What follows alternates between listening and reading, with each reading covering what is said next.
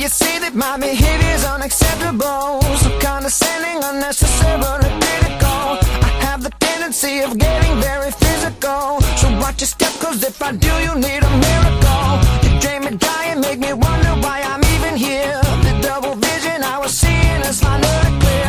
You want to stay, but you know very well I want you gone. Now fit to fucking tread the ground that I am walking on.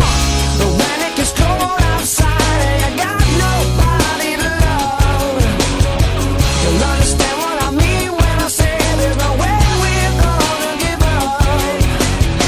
And like a little girl cries in the face of a monster that lives in her dreams.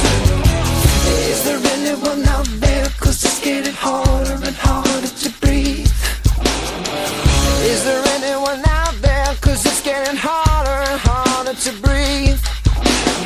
What you are doing is screwing things up inside my head. You should know better, you never listen to what I said. Pushing your pillow and writhing in the naked sweat, hoping somebody someday will do you like I did.